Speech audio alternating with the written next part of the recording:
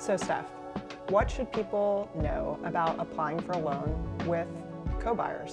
So it's a really good question, how many people can be on a loan? It really comes down to what makes sense. Is there any limit?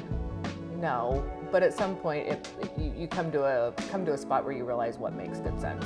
Obviously, the more people you add, the more complicated it can be in terms of looking at everyone's income and everyone's credit and everyone's debt. So that could be logistically a little bit hard. What I find is when people are looking to buy as groups, I just say, everyone apply. I will take a look and I'll mix and match to see what's going to be the best option. Because sometimes you'll find someone with really good credit and someone who's got the down payment. And then maybe the person who's got the down payment doesn't really have good income that we can show. So we just kind of mix and match with what makes sense. From a standpoint of well, if we're all buying this together but not everyone's on the loan, how am I protected? There's options to have ownership through the title of the property that can then protect people who maybe aren't on the loan for reasons of, it's not as advantageous. So we kind of do a mix and match, and really what it comes right down to is I leave it to people to choose what they want to do. So I'll say, here are all your options. Here's what looks like the best financially, but that's not always the best decision for a grouping. So I give them the options, and then people will choose we're going to do this, this, and this, and put these people on the loan. So short answer is it's not a maximum of how many people can be on the loan, but usually people narrow it down themselves. So one of the questions I have is, as the real estate agent, and you're helping people who are buying as a group, how do you manage the needs of everyone in the group and do the home search? So I'm a little curious how you handle that as a real estate agent, looking at homes with multiple people and multiple needs, really. I think that's a great question about the logistics of a home search and how do you engage in that process.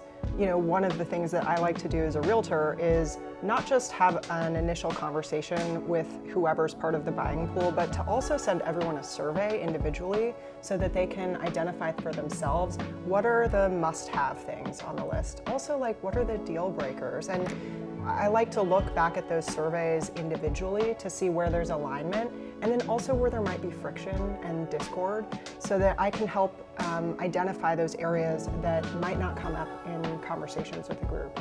I think, before all of that, you as an individual want to get clear about what you're looking for. What are your goals? Are you hoping to have a place that you can live in for a couple of years and then potentially rent out and make into an income property? Are you looking to build your Golden Girls community and live somewhere that you can build community in for a long time? Or are you looking for a situation where you can, get a toehold into the market and use that as a springboard into something later? I think getting clear for yourself about that is the first step, and then engage in conversation with the people that you have in mind to make this kind of purchase. So, when you're hanging out, introduce the topic. See if there's some shared vision that you might have with co-buyers or potential co-buyers, and use that as a way to dig more deeply into what are the ways that you all share a vision of housing in the future.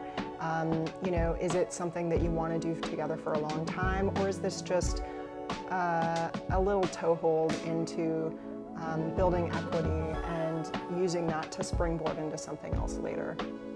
What about folks who have different kinds of income? For example, maybe one co-buyer gets paid mostly in cash and the other has standard W-2 income. How does that weigh into qualifying for a mortgage? Totally.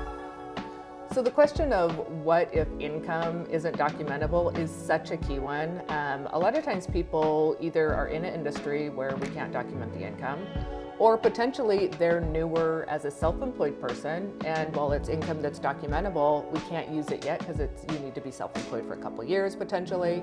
So the question around that is key, and we talk about it all the time. So in some cases, what we'll do is we'll have the person who's got the down payment, but maybe not the documentable income, will be on the contract, but we'll just strategize on the financing. The person or persons that have the income that we can document are the ones that we have on the loan. So we come up with the strategy that makes the most sense. down payment in a freezer. That's how you have that cold hard cash. Yeah, that we find ways to make it work with the financing for sure. But the combinations, that's kind of the beauty of this, is everyone comes to this with their own uniqueness, and we just look at ways to make it all work, make the puzzle pieces all work. And there's times that they all don't work immediately, and so we make a plan on how to make it work, One couple I worked with or group of couples, they were buying together, they're related siblings and then a cousin. They were purchasing, and it took them 6 months to be ready to buy. And actually one of them was in an industry that we couldn't document their income at the time. So from that, we just did a little planning, got them in good standing, not good standing, they were in great standing. Just got them set up so that they could purchase as their uniqueness. So one of the questions I have is, in addition to a real estate agent and mortgage person, which you obviously need, who else do people need to connect with when they're planning to buy as a group? So I'm guessing there's maybe a few other people to include in this conversation. So I'm curious, from your standpoint, who you think people should be also considering adding to this conversation. Yeah. So who should be on your team? Obviously a lender and a realtor.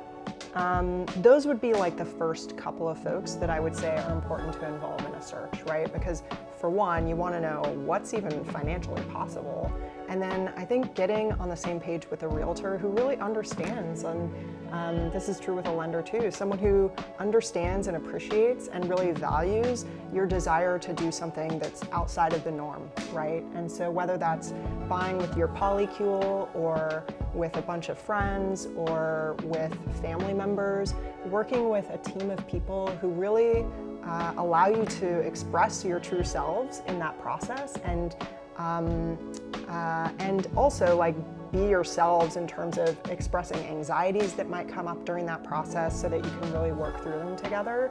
Aside from your lender and your real estate broker, I think you might also want to have a CPA on your team, right, who can help you sort of cost out the long-term pitfalls and potential of making a joint purchase.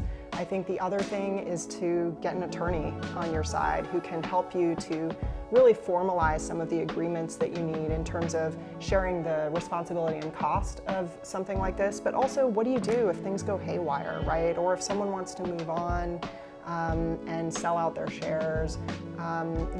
If something bad happens, you want to make sure that everyone involved is protected and clear about what the expectations are. So how far in advance should people plan for this kind of purchase? Key question. Perfect. You might have to cut some stuff out of that. I can do that, and do me a favor, this one does change a little bit. You don't have to do that one again, it was great. But on some of your answers, yeah. a little bit. Yeah. But we're good. I love that second answer. That was really good. Okay. How far in advance? So how far in advance to plan is a really good question. I think when you first start thinking about, hey, I want to stop paying rent, that's the time to reach out to Lydia to start the conversation of what's available out there. It's a time to reach out to me to start thinking about what can I do. Because as I mentioned, it can take a while to get approved, or it can take a while to get a plan in place, or to create your group of who wants to buy. So I kind of don't think it's too early, and I think that's a fear that people have of how soon is too early to get started. And a bigger fear, I think, is the worry that once they get started, they won't be able to slow the train or stop the train. So really, this is a process of buying where I don't think you can start too soon, and you really are in control of how quickly it goes.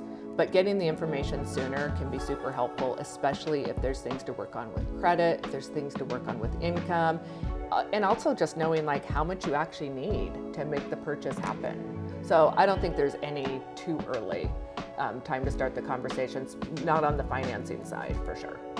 So now that we've talked about all these things, what's something else that people should be keeping in mind as they're starting these conversations with their friends, their family members, whoever they're going to add to this home purchase?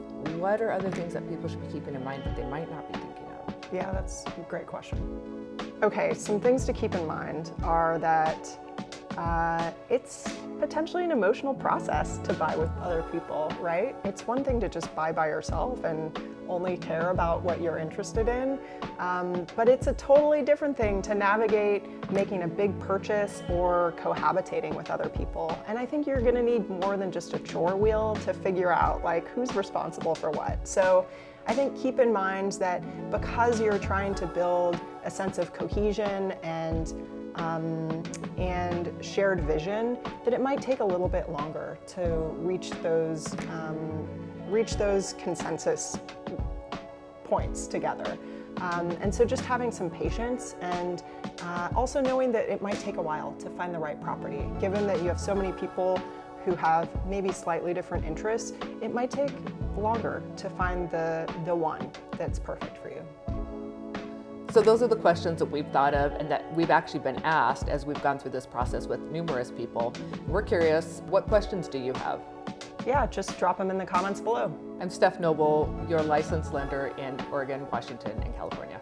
And I'm Lydia Halle, your licensed realtor in Oregon and friendly face.